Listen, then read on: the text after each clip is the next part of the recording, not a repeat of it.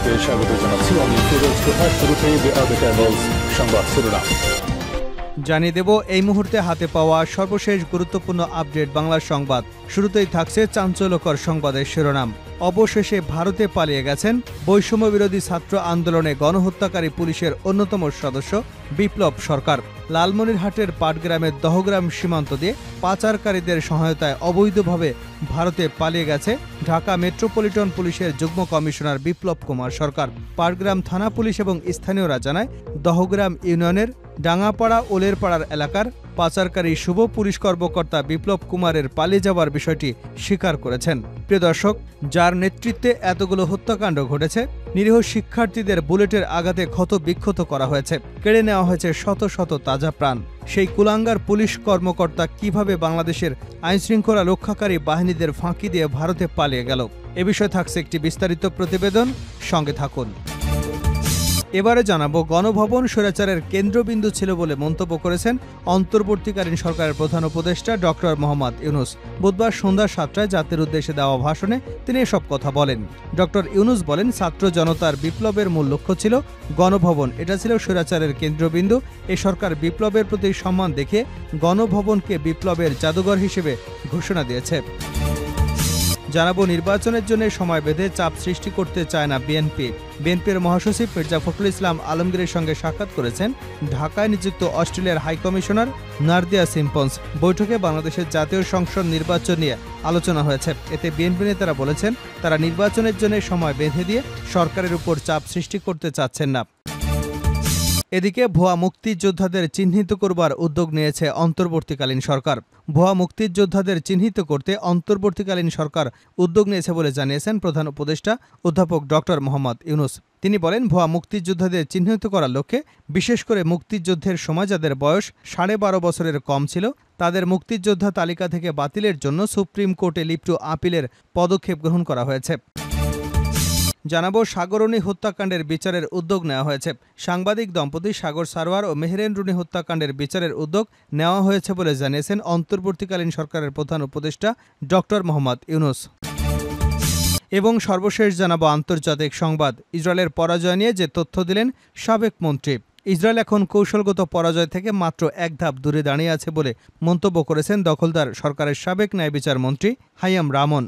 মঙ্গলবার ইসরায়েলের প্রভাবশালী দৈনিক মারিভকে দেওয়া এক সাক্ষাৎকারে তিনি বলেন, ইসরায়েলের সামরিক ও রাজনৈতিক কর্তৃপক্ষ যে বিষয়গুলো আলোচনা করতে সাহস পাচ্ছে না, সেগুলো জনগণের সামনে প্রকাশ করা প্রয়োজন। অবরুদ্ধ গাজায় দীর্ঘ 11 মাস ধরে চলা যুদ্ধে ইসরায়েল কোনো লক্ষ্যতেই পৌঁছতে পারেনি বলে মন্তব্য করেছেন তিনি। এতক্ষণ শিরোনাম শুনছিলেন, এবার বিস্তারিত। প্রিয় দর্শক, আপনি যদি এই চ্যানেলে নতুন হয়ে থাকেন, ভিডিওটি দেখতে দেখতে চ্যানেলটি সাবস্ক্রাইব করে আমাদের সঙ্গেই থাকুন। আর এই ভিডিও সম্পর্কে আপনি আপনার মূল্যবান মতামতটি কমেন্ট বক্সে জানিয়ে দিন। আর হ্যাঁ প্রিয় দর্শক, জানিয়ে দিন ভিডিওটি কোথা থেকে দেখছেন। ভারতে পালিয়েছে বিপ্লব সরকার।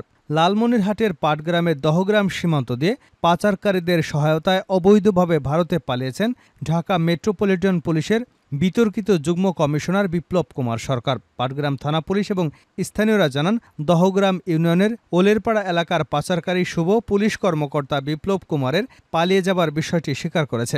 জানা যায়, সোমবার রাতে কোনো এক আলোচিত পুলিশ কর্মকর্তা বিপ্লব কুমার ভারতে ঢোকেন। পাচারকারীদের এ সংক্রান্ত কয়েকটি কথোপকথনের অডিও রেকর্ড সামাজিক যোগাযোগ মাধ্যমে ছড়িয়ে পড়েছে। এ নিয়ে জেলা জুড়ে তুমুল আলোচনা এবং গুঞ্জনের সৃষ্টি হয়েছে। এ ঘটনায় সন্দেহভাজন হিসেবে পাটগ্রাম ব্র্যাক ব্যাংকের ব্যবস্থাপক পঙ্কজ কুমার মদন নামের এক ব্যক্তিকে সোমবার রাত 9টার দিকে স্থানীয়রা আটক করেন। পরে তাকে পাটগ্রাম থানা পুলিশের কাছে হস্তান্তর করা হয়। তবে রাতভর তাকে জিজ্ঞাসাবাদ করে নির্ভরযোগ্য কোনো তথ্য পাওয়া যায়নি, এমনটাই জানিয়েছেন পাটগ্রাম থানার ওসি আবু সাইদ চৌধুরী। বিষয়টি স্পর্শকাতর হওয়ায় বর্ডার গার্ড বাংলাদেশ 51 রংপুর ব্যাটালিয়নের ঊর্ধ্বতন কর্মকর্তারাও তা খতিয়ে দেখছেন বলে জানা গেছে। পাটগ্রাম থানা পুলিশ এবং স্থানীয়রা জানায়, সোমবার বিকেলে পাচারকারী শুভ রংপুরের টাকা সংক্রান্ত বিরোধের জেরে স্থানীয়দের হাতে ধরা পড়ে। ওই সময় রংপুরের স্থানীয় বিএনপি নেতারা মোবাইল ফোনে পাটগ্রামের তাদের দলীয় কয়েকজন নেতার সঙ্গে শুভর ব্যাপারে কথা বলেন।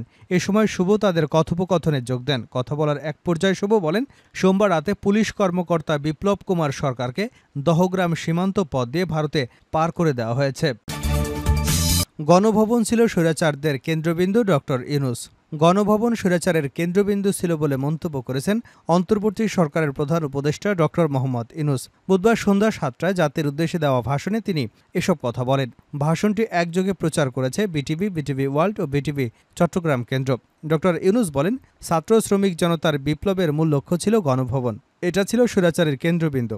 এই সরকার বিপ্লবের প্রতি সম্মান দেখে গণভবনকে বিপ্লবের জাদুঘর হিসেবে ঘোষণা দিয়েছে। তিনি বলেন, ছাত্র জনতার বিক্ষোভকে স্থায়ীভাবে তুলে ধরবার জন্য গণভবনের আর কোনো সংস্কার করা হবে না। ছাত্র জনতার ক্ষোভের মুখে তা যে অবস্থায় দাঁড়িয়েছিল সে অবস্থাতেই রাখা হবে। যেসব মূল্যবান সামগ্রী জনতা নিয়ে গিয়েছিল সেগুলো অনেকে ফেরত দিয়ে গেছে। যারা নিয়ে গিয়েছিল তারা নিজেরাই ফেরত দিয়ে গেছে। তাদের আমরা দেশবাসীর পক্ষ থেকে ধন্যবাদ জানাচ্ছি। আরও কিছু জিনিস পাওয়া যায়নি, যারা নিয়ে গেছেন তাদের কাছে বিনীত অনুরোধ তারাও যেন এসব সামগ্রী ফেরত দিয়ে যান।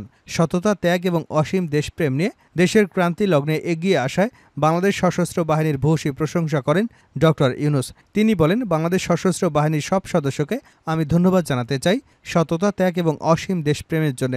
দেশের স্বাধীনতার সংগ্রাম থেকে শুরু করে বন্যা, খরা, ঝড়, বৃষ্টি, ঘূর্ণিঝড় সহ সব প্রাকৃতিক দুর্যোগে আপনারা সবার শেষ ভরসার স্থান। দেশের প্রতিটি ক্রান্তি লগ্নে আপনারা দেশের মানুষের পাশে থেকেছেন। নির্বাচনের জন্য সময় বেঁধে দিয়ে চাপ সৃষ্টি করতে চায় না ফখরুল। বিএনপির মহাসচিব মির্জা ফখরুল ইসলাম আলমগীরের সঙ্গে সাক্ষাৎ করেছেন ঢাকায় নিযুক্ত অস্ট্রেলিয়ার হাইকমিশনার নাদিয়া সিম্পসন। বৈঠকে বাংলাদেশের জাতীয় সংসদ নির্বাচন নিয়ে আলোচনা হয়েছে। এতে বিএনপি নেতারা বলেছেন, তারা নির্বাচনের জন্য সময় বেঁধে দিয়ে সরকারের উপর চাপ সৃষ্টি করতে চাচ্ছেন না। বুধবার দুপুরে গুলশানে চেয়ারপারসনের কার্যালয়ে ১.৫ ঘণ্টাব্যাপী এ সাক্ষাৎ অনুষ্ঠিত হয়। এ সময় বিএনপির স্থায়ী কমিটির সদস্য আমির খসরু মাহমুদ চৌধুরী, দলের আন্তর্জাতিক সম্পর্ক বিষয়ক কমিটির সদস্য শামা ওবায়দ উপস্থিত ছিলেন। অস্ট্রেলিয়ার হাইকমিশনারের সঙ্গে ছিলেন দূতাবাসের deputy head of mission Clinton পোবোকে এবং প্রথম সচিব লারা অ্যাডামস। বৈঠকের পর আমির খসরু মাহমুদ চৌধুরী সাংবাদিকদের বলেন, দুই দেশের দ্বিপাক্ষীয় সম্পর্ক, ব্যবসা বাণিজ্য ও বিনিয়োগ প্রভৃতি নিয়ে আলোচনা হয়েছে। এর পাশাপাশি শেখ হাসিনা সরকার চলে যাওয়ার পরে আমরা কি ভাবছি এবং অন্তর্বর্তী সরকার কি করছে এবং তাদের ১ মাস কেমন গেল, আগামী দিনে আমরা কি প্রত্যাশা করি, বাংলাদেশ কি প্রত্যাশা করে ইত্যাদি বিষয় নিয়ে আলোচনা হয়েছে। তিনি বলেন, এই অঞ্চলের রাজনীতি এবং রোহিঙ্গা শরণার্থীদের বিষয়ে আলোচনা হয়েছে। দুদেশের মধ্যকার সহযোগিতা, অস্ট্রেলিয়া বাংলাদেশের অনেক শিক্ষার্থী রয়েছে, তা নিয়েও তারা কি করতে পারেন তা নিয়ে বিস্তারিত কথা হয়েছে। আমির খসরু বলেন, বাংলাদেশের নির্বাচন নিয়ে আলোচনা হয়েছে। নির্বাচনের জন্য কত সময় লাগতে পারে তা তারা জানতে চেয়েছেন। পাশাপাশি নির্বাচন ব্যবস্থার সংস্কারের জন্য কি কি পরিবর্তন দরকার সেগুলো কিভাবে এগোচ্ছে তাও তারা জানতে চেয়েছেন। অস্ট্রেলিয়ার ধারণা, যত তাড়াতাড়ি সম্ভব সমস্যার সমাধানের মাধ্যমে আগামী দিনে বাংলাদেশে একটি অবাধ, সুষ্ঠু নির্বাচনের মধ্য দিয়ে একটি গণতান্ত্রিক সরকারের কাছে ক্ষমতা হস্তান্তর করা হবে। নির্বাচনের সময়ের বিষয়টি খোলসা করতে চাইলে তিনি বলেন, আমরা যৌক্তিক সময়ের কথা বলে যাচ্ছি। সরকারের যৌক্তিকতা এখানে যারা অংশীজন আছেন তারা বিবেচনা করবে। আমরা কোনো সময় বলছি না। একটা সময় দিয়ে অন্তর্বর্তী সরকারের উপর চাপ সৃষ্টি করতে চাচ্ছি না। সরকারকে সার্বিকভাবে সহযোগিতা করেছেন মন্তব্য করে বিএনপি নেতা বলেন, সবার প্রশ্ন, সংস্কার কত তাড়াতাড়ি হবে, কতদিন লাগতে পারে, কবে একটি গণতান্ত্রিক সরকারের কাছে শান্তিপূর্ণ ক্ষমতা হস্তান্তর করা সম্ভব হবে। ভুয়া মুক্তিযোদ্ধা চিহ্নিত করার উদ্যোগ নিয়েছে অন্তর্বর্তী সরকার। ভুয়া মুক্তিযোদ্ধাদের চিহ্নিত করতে অন্তর্বর্তীকালীন সরকার উদ্যোগ নিয়েছে বলে জানিয়েছেন প্রধান উপদেষ্টা অধ্যাপক ডক্টর মোহাম্মদ ইউনূস। বুধবার সন্ধ্যায় জাতির উদ্দেশ্যে দেওয়া ভাষণে একথা বলেন তিনি। ডক্টর ইউনূস বলেন, ভুয়া মুক্তিযোদ্ধাদের চিহ্নিত করার লক্ষ্যে বিশেষ করে মুক্তিযুদ্ধের সময় যাদের বয়স 12.5 বছরের কম ছিল তাদের মুক্তিযোদ্ধা তালিকা হতে বাতিলের জন্য সুপ্রিম কোর্টে লিভ টু আপিলের পদক্ষেপ গ্রহণ করা হয়েছে। মুক্তিযোদ্ধা কল্যাণ ট্রাস্টের আওতাধীন বেদখলকৃত স্থাবর সম্পত্তি উদ্ধারের প্রয়োজনীয় ব্যবস্থা গ্রহণ করা হয়েছে। প্রধান উপদেষ্টা দায়িত্ব নেবার পর জাতির উদ্দেশ্যে এটি তার দ্বিতীয় ভাষণ। এর আগে গত 25শে অগস্ট জাতির উদ্দেশ্যে ভাষণ দিয়েছিলেন তিনি। সর্বশেষ জানাবো আন্তর্জাতিক সংবাদ। ইসরায়েলের পরাজয় নিয়ে যে তথ্য দিলেন সাবেক মন্ত্রী। ইসরায়েল এখন কৌশলগত পরাজয় থেকে মাত্র এক ধাপ দূরে দাঁড়িয়ে আছে বলে মন্তব্য করেছেন দখলদার সরকারের সাবেক ন্যায়বিচার মন্ত্রী হাইমম রামন।